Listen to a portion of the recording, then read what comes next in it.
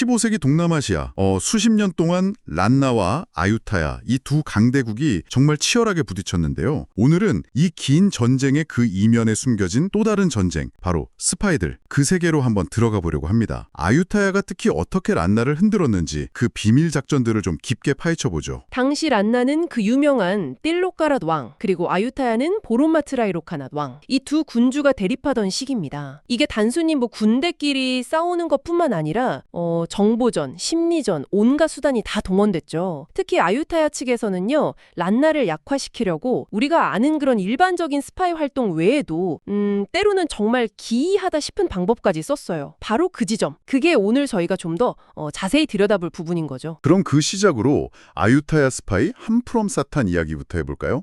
이 사람이 란나에 잠입했다가 잡혔다면서요? 네, 맞습니다. 잡혔죠.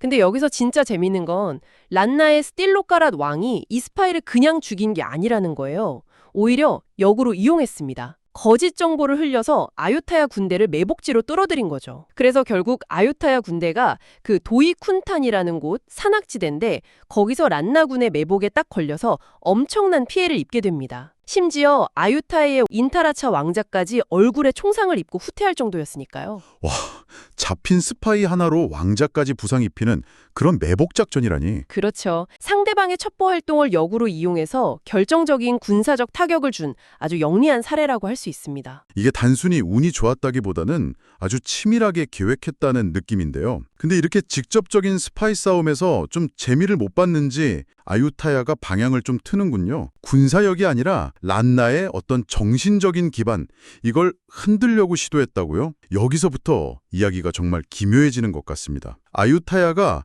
버마, 그러니까 지금의 미얀마죠. 바간 출신의 승려 망룽 루앙이라는 사람을 고용했다는데 임무가 좀 특이했다면서요? 네, 아주 특이했습니다. 망룽 루앙에게 주어진 임무는 치앙마이의 정신적인 지주이자 거의 힘의 상징처럼 여겨지던 신성한 반얀나무가 있었어요. 쨍시품 지역에 있던 나무인데 바로 그 나무를 제거하라는 거였습니다. 나무를 제거하라고요? 그냥 나무 하나 베는 게 아니었을 텐데요. 그럼요. 이게 단순한 나무도 아니었거든요. 당시 동남아시아 믿음 속에서는 이런 신성한 상징물들이 왕국의 어떤 영적인 힘, 기운과 직결된다고 봤어요. 그러니까 아유타야는 란나의 물리적인 힘뿐만 아니라 그 정신적인 구심점 자체를 직접 타격하려는 굉장히 대담하고 심리적으로 좀 파괴적인 전략을 쓴 거죠. 그 승려가 성공했나요? 네, 이 망룽 루앙이라는 승려가 띨로까랏 왕의 신임을 얻는 데 성공합니다. 그리고는 도시의 기운을 더 좋게 만들어야 한다는 그런 명분을 내세워서 왕을 설득해요. 결국 그 신성한 나무를 베어내고 그 자리에 왕궁을 짓게 만들었다는 기록이 있습니다. 란나 내부에 아마 상당한 혼란과 불안감을 일으켰을 겁니다. 속여서 정신적 상징을 파괴하게 만들다니 놀라운데요.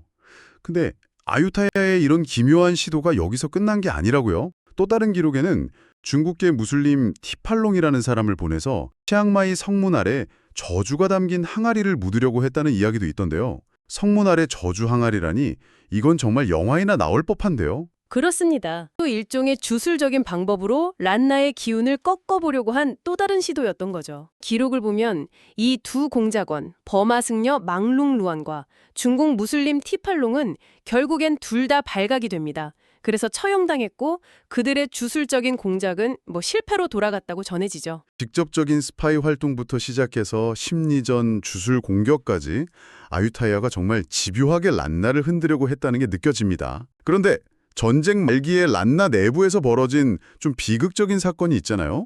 여기에도 아유타야의 그림자가 어른거린다는 분석이 있다면서요. 그 띨로까르드 왕이 굉장히 총애했던 후궁 메타오 허묵이라는 여인의 모함 때문에 왕의 유일한 아들이었던 타오 블루레 양이 처형당하는 사건 말입니다. 네, 그 부분은 사실 해석이 좀 분분합니다. 자료에서는 이 메타오 허묵이 아유타야에서 망명해온 귀족 유티사티안과 어떤 식으로든 연결되어 있었을 가능성을 제기해요. 그러니까 아유타야의 입기 말해에서 란나 왕실 내부를 교란시키고 어쩌면 왕위 계승 구도에 혼란을 주려는 의도가 있었을 수 있다는 거죠. 물론 이게 확실한 증거가 있는 건 아니겠고요.